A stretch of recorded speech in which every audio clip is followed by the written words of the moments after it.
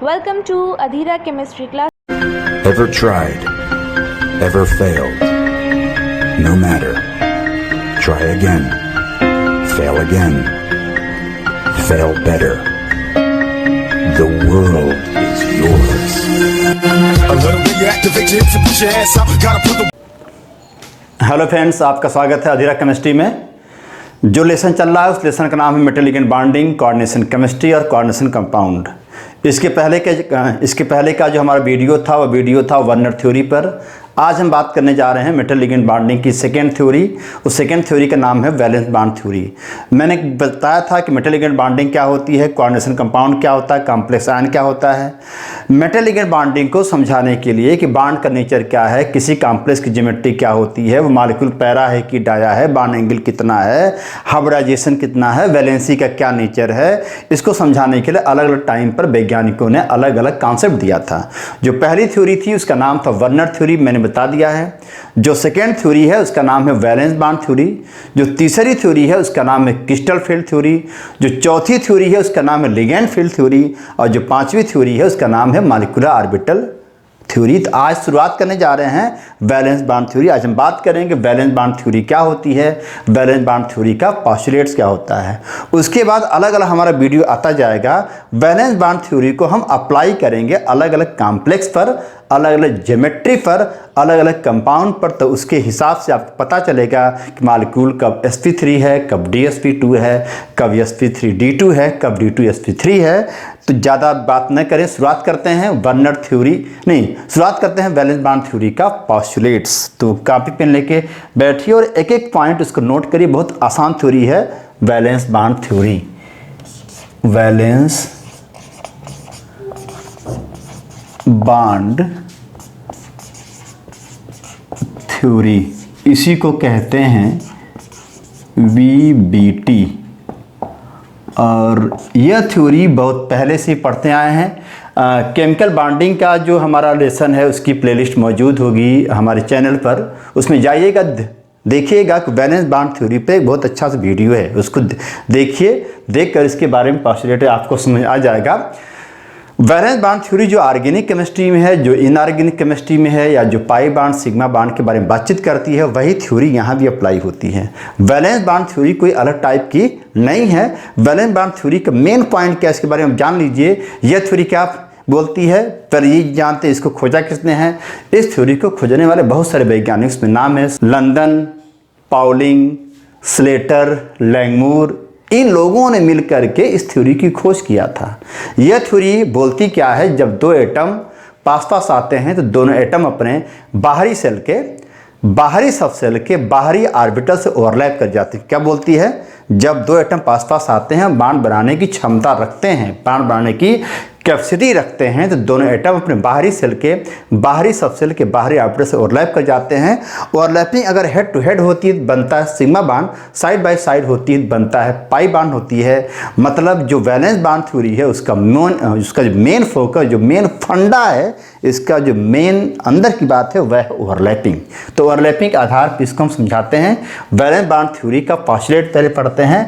पहला पोस्टुलेट्स है valence bond theory बोलती क्या है कि जैसे मान लीजिए आपके पास यह मेटल आयन है, इसके पास में लिगेंड आ गया, तो लिगेंड के पास लोन पेयर होता है, मेटल आयन के पास प्लस चार्ज होता है।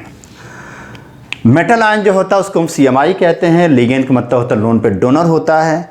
जब लिगेंड मेटल आयन के पास आता है तो मेटल आयन जो होता है लिगेंड के लोन पेयर के हिसाब से, लोन पेयर के डोनेट करने की क्षमता के हिसाब से मेटल आयन अपने बाहरी सेल के बाहरी सब सेल के बाहरी ऑर्बिटल को इम्प्टी करता है, माने अवेलेबल करता है। इसे मान लीजिए लिगेंड अगर मोनोडेंटेट है, 6 लिगेंड आया, मतलब एक लिगेंड एक एक लोन पेयर देगा, तो एक एक लोन पेयर रखने के लिए इसके पास 6 ऑर्बिटल की रिक्वायरमेंट होगी। मेटल आयन लिगेंड के लोन पेयर देने की क्षमता और अकॉर्डिंग के हिसाब से अपने बाहरी सेल के बाहरी सब सेल में उतने ऑर्बिटल को इम्प्टी करता है, माने अवेलेबल करवाता है। ये पहला पोस्टुलेट्स हो गया।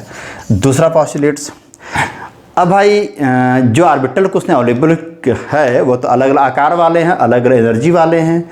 जो अलग अलग आकार वाले होंगे, एनर्जी वाले होंगे, तो बांड भी अलग अलग बनेगा, तो स्टेबिलिटी का एक मुद्दा आएगा। तो इस स्टेबिलिटी के मुद्दे को ख़त्म करने के लिए एक स्पेशल एक्टिविटी होती है, उसका नाम होता है हाइब्रिडाइजेशन। माने बांड बनाने के पहले मेटल आयन जो उसके पास अवेलेबल ऑर्बिटल होता है उसको हाइब्रिडाइज करता है। हाइब्रिडाइज में इसको मिक्स करता है, मर्ज करता है, और उतने ही टाइप के हाइब्रिडाइज, उतने ही टाइप माने उतने ही संख्या में, नंबर में हाइब्रिडाइज ऑर्बिटल को प्रोड्यूस करता है। माने दूसरे पॉइंट में क्या आएगा, हाइब्रिडाइजेशन, माने हाइब्रिडाइज ऑर्बिटल की बनेगा। और यह ऑर्बिटल, हाइब्रिडाइज ऑर्बिटल जो होता है, आप ऐसे होते हैं, आप जानते हैं पहले से कि एक लोब छोटा होगा, एक लोब बड़ा होगा, और क्या होगा, यह इम्प्टी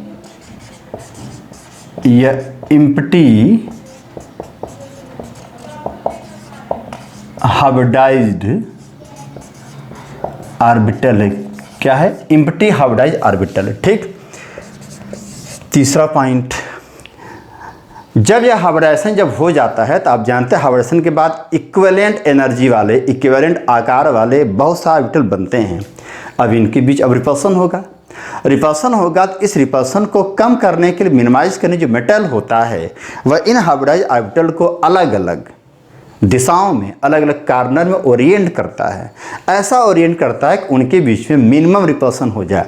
जब मिनिमम रिपल्सन होगा, स्टेबिलिटी उनकी बढ़ जाएगी, उस हिसाब से ज्योमेट्री पैदा होगी। माने तीसरा पॉइंट जो है किसकी है, ज्योमेट्री की बात करता है। माने ओरिएंटेशन होगा तो अलग अलग ज्योमेट्री होगी, चाहे लीनियर हो, चाहे ट्राइगोनल हो, चाहे टेट्राहेड्रल हो, चाहे स्क्वायर हो, ऑक्टाहेड्रल हो, पेंटागोनल हो, डिपेंड करेगा। तो सबसे पहला पॉइंट क्या है, लिगेंड को देख करके मेटल आयन अपने बाहरी सेल के, बाहरी सब सेल के बाहरी ऑर्बिटल को इम्प्टी करेगा और लेबल करेगा।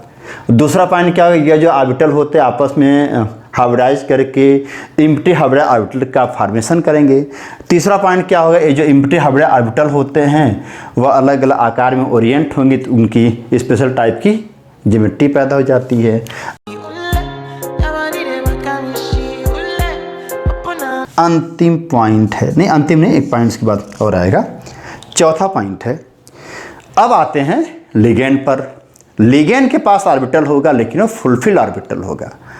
अब जो फुलफिल ऑर्बिटल होगा अब जो है मेटल के पास आएगा। अब लिगेंड दो टाइप के होते हैं, एक होते हैं वीक लिगेंड, एक होता है स्ट्रांग लिगेंड। तो अगर लिगेंड वीक है तो बाहर ही रह जाएगा। जब बाहर रह जाएगा तो हुंड का रूल फॉलो होगा। जब हुंड का रूल फॉलो होगा तो मॉलिक्यूल हो जाएगा पैरामैग्नेटिक। क्या हो जाएगा, पैरामैग्नेटिक। कब होगा, जब वीक फील्ड लिगेंड होगा।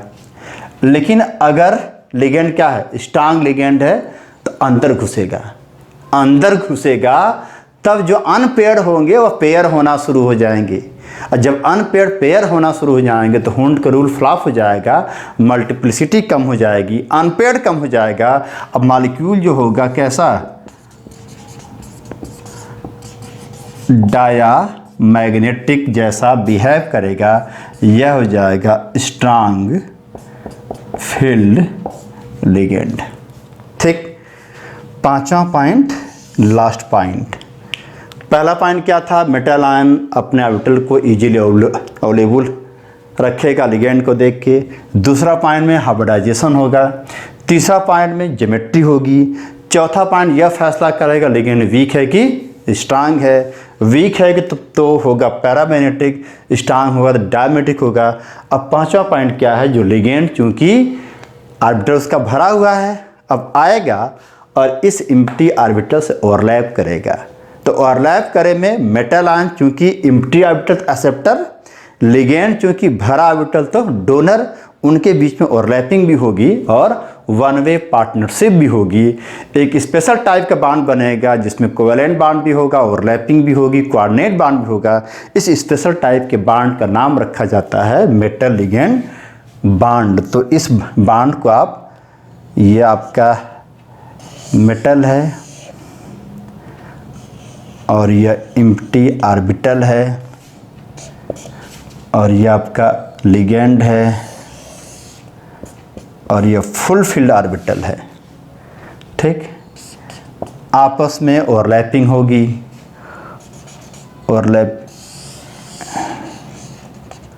ओवरलैपिंग जब होगी, ये लिगेंड है तो यह ओवरलैपिंग हो गई। तो ओवरलैपिंग में इनका इलेक्ट्रॉन यहाँ आ जाएगा। इसका नाम क्या है? Empty hybridize orbital of CMI। देखिए क्या लिखा है, empty hybridize orbital of CMI। इसका नाम क्या है? Full field orbital of ligand. तो सेंटर मेटल आयन का एम्प्टी ऑर्बिटल लिगेंड के फुलफिल ऑर्बिटल से ओवरलैप करेगा, और इस प्रकार के बॉन्ड का नाम होगा कोऑर्डिनेट बॉन्ड।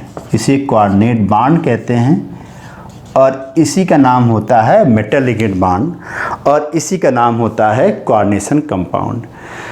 तो आज का जो हमारा वीडियो था, मैंने ये बताया था कि वैलेंस बॉन्ड थ्योरी का पोस्टुलेट्स क्या है। तो ज़्यादा नहीं जानना है, वो छोटा सा है। ये थ्योरी बताती है जब मेटल लिगेंड पास आते हैं तो मेटल अपने एम्प्टी ऑर्बिटल से लिगेंड के भरे हुए ऑर्बिटल से ओवरलैप कर जाता है। ओवरलैपिंग के पहले हाइब्रिडाइजेशन होता है। इसी प्रकार के ओवरलैपिंग जो बॉन्ड बनता है, इस प्रकार के बॉन्ड का नाम होता है मेटल लिगेंड बॉन्ड कहलाता है। लिगेंड कैसा है, लिगेंड कितना कोऑर्डिनेट बॉन्ड का फॉर्मेशन करता है, कोऑर्डिनेट बॉन्ड का जैसा फॉर्मेशन होगा वैसा लिगेंसी होगी, वैसा कोऑर्डिनेशन नंबर होगा। लिगेंड जैसा होगा वैसे मॉलिक्यूल का पैरामेट्रिक नेचर होगा, वैसे मॉलिक्यूल का डायमेट्रिक नेचर होगा, वैसे मॉलिक्यूल की ज्योमेट्री होगी, क्योंकि जो हाइब्रिडाइजेशन है डिपेंड करेगा लिगेंड के नेचर पर कि वह कैसा है, वीक फील्ड कहे कि स्ट्रांग फील्ड पर है। तो आज का जो हमारा वीडियो था वो वीडियो था वैलेंस बॉन्ड थ्योरी की इंपॉर्टेंट पोस्टुलेट, और मुझको उम्मीद है कि सारे लोगों को ये बात समझ में आई होगी। अब जो हमारा अगला वीडियो आएगा, हम वैलेंस बॉन्ड थ्योरी को अप्लाई करेंगे। वीडियो का नाम रहेगा application of valence bond theory in geometry of metal complex. Metal complex apply करेंगे, एक बार sp3 में, एक बार dsp2 में, एक बार sp3d2 में, एक बार d2sp3 में। ऐसे अप्लाई होते होते अलग अलग टाइप के बॉन्डिंग के बारे में जानकारी होगी, बॉन्ड एंगल पता चलेगा, मॉलिक्यूल पैरा है कि डाया, ये पता चलेगा, तो आपको समझ में आएगा। पूरा वीडियो देखने के धन्यवाद। जिन लोगों ने अभी तक हमारे चैनल को सब्सक्राइब नहीं किया है प्लीज़ सब्सक्राइब करें। अधीरा हमारा जो क्लासेज है, और कोई दिक्कत हो तो हमारे कमेंट बॉक्स में आइए, कमेंट लिखिए, हमारे वीडियो को शेयर कर दीजिए, लाइक कर दीजिएगा, और थैंक्स फॉर वॉचिंग। बहुत बहुत धन्यवाद।